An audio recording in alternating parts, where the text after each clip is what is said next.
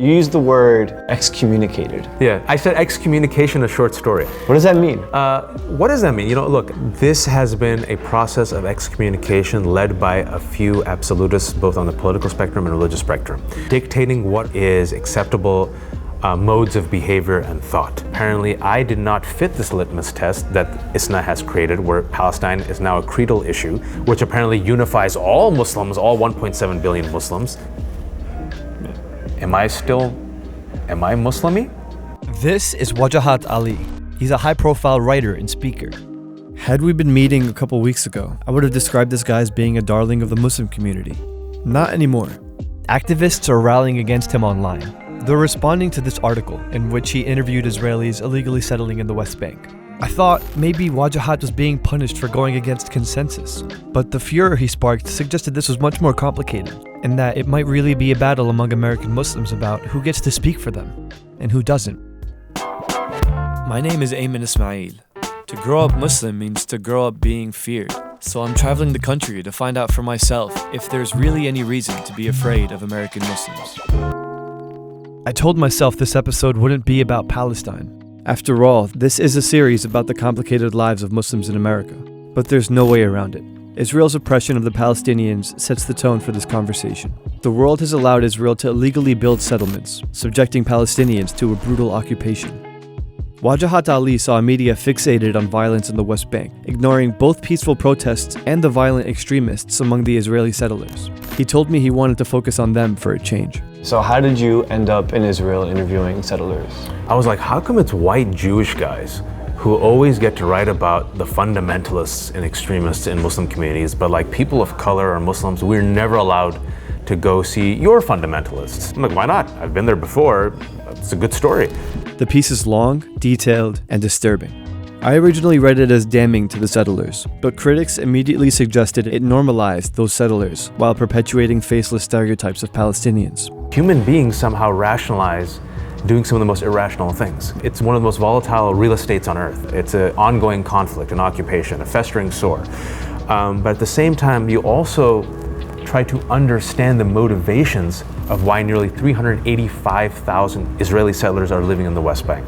Now, does that mean you rationalize it and say it's okay? No, I don't think I did that. But it's also important to know why people have chosen to move there. There was a lot of backlash. Before long, Wajahat's invitation to speak at the largest Islamic conference in America was rescinded. He'd been fundraising for that group only months ago. So there are a lot of people who are responding, by writing these essays and these open letters. Yeah. They aren't actually necessarily mad that you talked with Zionists. The issue was specifically with this one group called the MLI. Can you explain to me why they might be upset about that? Muslim Leadership Initiative, if you were to believe some people online, is Voldemort. It's literally like Sauron that has emerged from the depths of hell to destroy American Muslim communities. I say this without exaggeration. It is an engagement program where Muslim Americans go to engage with Jews both there and here for America. The reason why I went is because I realized the absolutism around Israel and Palestine is poisoning Muslim Jewish relations in America. I did Fear Inc., an investigative report that traced the funding of the Islamophobia industry in America. Some of the funding comes from Jewish American philanthropies and groups. Fact, follow the money. So I said, okay, I talked to the liberal Jews, easy, low-hanging fruit. What about the vast majority here that in some way identifies as Zionist? Maybe we can unlock the door to talk to them. Maybe I could explain to them, you do not have to invest in Islamophobia because you are poisoning the American well with your zero-sum mindset with Muslims. So you must have seen this blowback coming, right? When we did it 5 years ago, I didn't see this blowback coming because I thought this is just an educational engagement, right? Like, who cares? It's MLI, it's nothing. Do you need to convince me of the occupation? I'm convinced. Do you need to convince me that Palestinians need self-determination? I'm convinced. I just disagree with the means to go about going there. I'm willing to take on this fight because it's less to do with me and has more to do about the dangers of absolutism that hijack a community. You have to see people as what they are. They're not demons. And that's what's so controversial about this story, right? Is I went there as a reporter and I talked to them. And some people are saying, why did you humanize the settlers? And my radical response is because whether you like it or not, they're humans. And this type of dogmatic absolutism will be the ruin of American Muslim communities. It will destroy us from within. Wajahat's critics seem exasperated with this point of view. So before I dive too deep, I wanted to ask one of them directly how they felt. I publicly made a call for ISNA to disinvite Wajahat because of his actions with normalization of Israel. This is Ahmed Zahr, a Palestinian comedian and activist who boasted of his involvement in getting Wajahat disinvited from the conference. In fact, he's been warning organizations to disengage with Wajahat for years. He agreed to explain why via Skype. Well, it's not just the article, right? He's a participant in MLI, this Muslim Leadership Initiative. They are using Muslim leaders as poster boys and poster girls. And what it does is sort of faith washes Israel's aggression and murderous tactics. Muslims are perceived in the West as being a monolith, right? Are you worried at all that this boycott will justify that bigotry and that stereotype? You have the right to say what you want, and there could be consequences for saying what you want. So any organization has the right to act in whatever way that they want to. But the idea at the end of the day is, what principles are they acting on? Point here is not to boycott him. I believe he should be protested, and I believe that he should be debated and that his ideas should be shunned publicly. But I also believe that he shouldn't be able to profit off of this thing that he's been doing with regards to the Palestinians. I understand Ahmed's point of view. And since Wajahat is a prominent voice, it makes sense that he's more scrutinized by Muslims who see him as a representative. But does he owe it to his community to represent them? Is this some kind of purity test? Still, as I read and reread the article, I'm beginning to understand the frustration. But a lot of the backlash seemed to be missing some nuance. And that's why I'm at Rutgers University. Professor Sylvia Chen Melik was critical of the piece, and also carefully critical of the piece's criticism. I have no skin in the game. Even the thing I wrote, I was just kind of thinking about how I would teach this to my students. Sylvia is a scholar of religion and social justice. Her Facebook post about Wajahat's article went viral. There are these consequences to the language that he's using. When you look at the ways in which Palestinians get talked about in US discourse, you definitely see patterns about how a whole culture is characterized. Your intentions might have been great, but those particular words that you used and the ways in which the story was framed has precedence. Sylvia concisely pointed out how passages in Wajahat's piece played into the tired narrative of violent Palestinians, but she was also careful to reject any speculation about Wajahat's motives or intentions. I wanted to know if she thought that the backlash went too far.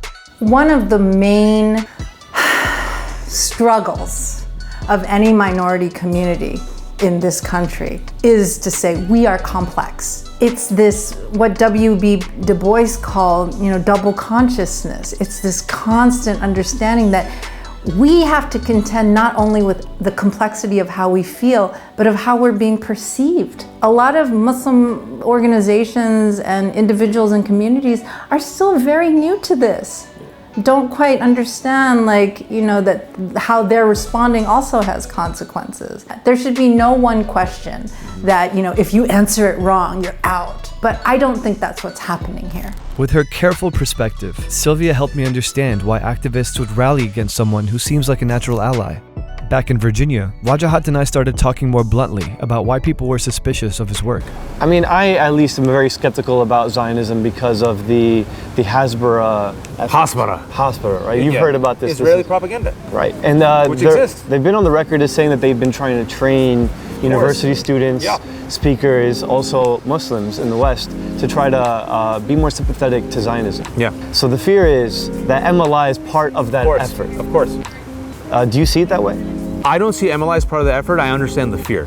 The fear is very real. We're a traumatized community. It's not just conspiracy theories. There was Campus Watch when I was growing up, which used to literally put on a website teachers and students who were simply pro-Palestinian. Things have changed in the past 10, 15 years where being pro-Palestinian and critical of Israel and Zionism doesn't all of a sudden put this flaming tire around your neck that destroys your career. That used to be the case for us, right? We were terrified. Now you have more and more Jews who are liberal Zionists or not Zionists speaking out against the occupation. And that lack of nuance is corrosive.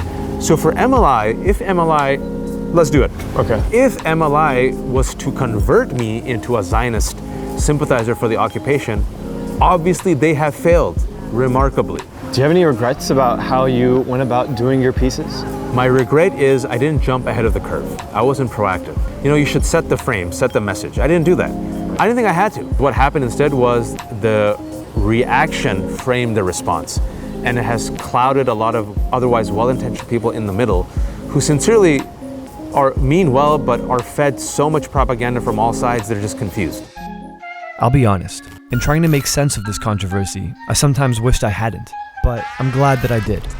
Wajahat's critics believe he's put Palestinians at more risk by contributing to dangerous narratives.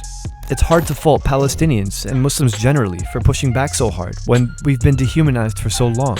To many American Muslims, his work is a particular betrayal because he's supposed to understand that better than anyone else.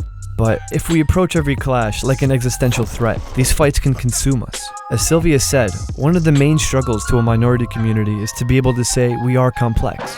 To me, the controversy surrounding Wajahat is evidence of just that.